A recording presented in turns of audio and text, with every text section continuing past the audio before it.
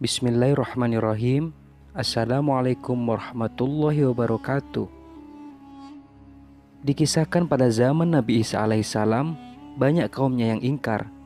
Tak hanya itu, sampai-sampai ada umatnya sendiri yang menyebar fitnah soal Nabi Isa dan bertekad membunuhnya. Fitnah itu ternyata berhasil membujuk umat lainnya dan setuju untuk membunuh Nabi Isa alaihissalam. Namun Allah subhanahu wa ta'ala menyelamatkannya dan diambil dari bumi. Rupanya pengkhianat itu disamakan rupanya dengan Nabi Isa, hingga dialah yang terbunuh.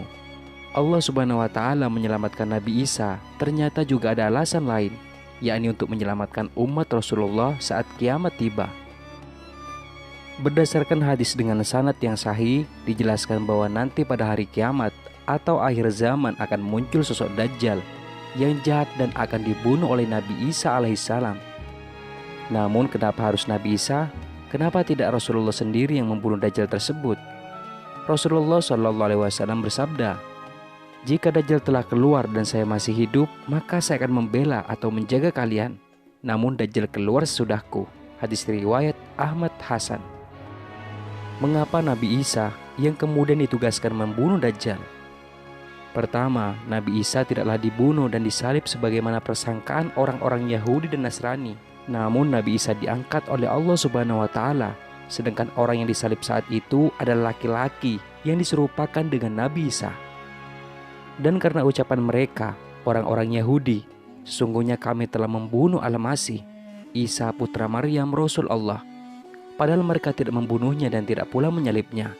Tetapi yang mereka bunuh ialah orang yang diserupakan dengan Isa bagi mereka. Quran Surat An-Nisa ayat 157. Diturunkannya Nabi Isa di akhir zaman akan menjadi bukti kebenaran firman Allah dan menjungkir balikkan keyakinan orang-orang Nasrani. Kedua, ketika peristiwa kiamat terjadi, Romawi atau Nasrani adalah bangsa mayoritas. Allah hendak menunjukkan kedustaan dan kepalsuan apa yang mereka adakan atas nama Allah terhadap Isa bin Maryam yang mereka nyatakan sebagai penebus dosa dan anak Allah. Selain itu, Nabi Isa juga akan mematahkan salib dan membunuh babi. Salib yang selama ini menjadi simbol kemusyrikan kaum Nasrani dan babi yang selama ini dianggap halal oleh mereka. Tidak ada nabi yang hidup antara masaku dan Isa. Sungguh kelak ia akan turun. Jika kalian melihatnya maka kenalilah. Ia adalah seorang laki-laki yang sedang, tidak tinggi dan tidak terlalu pendek. Berkulit merah keputih-putihan.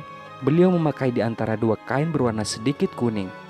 Seakan rambut kepala beliau menetes meski tidak basah. Beliau akan memerangi manusia hingga mereka masuk ke dalam Islam.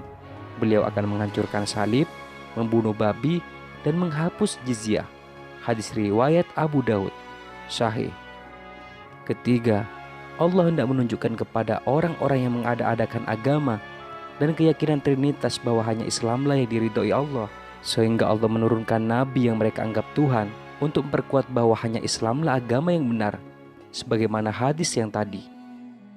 Keempat, turunnya Nabi Isa ke bumi adalah menandakan bahwa ajalnya sudah dekat dan akan dikuburkan di bumi. Karena makhluk yang tercipta dari tanah akan kembali ke tanah. Kelima, sebagai bentuk penghormatan bahwa Rasulullah lebih mulia dibanding dirinya. Bahkan Nabi Isa pernah berkata kepada para umatnya bahwa akan datang seorang Rasul sesudahnya. Dalam Al-Quran perkataan Nabi Isa itu terdapat dalam surat Asy-Syaff ayat 6. Dan ingatlah ketika Isa ibnu Maryam berkata, "Hai Bani Israel, sesungguhnya aku adalah utusan Allah kepadamu yang membenarkan kitab sebelumku, yaitu Taurat, dan memberi kabar gembira dengan datangnya seorang Rasul yang akan datang sesudahku, yang namanya Ahmad atau Muhammad." Beliau Nabi Isa turun ke bumi bukan untuk membawa agama baru atau menyebarkan agama Nasrani di zamannya, tapi menyebarkan agama yang diridhoi Allah subhanahu wa ta'ala yang disebarkan oleh Rasulullah, yakni agama Islam.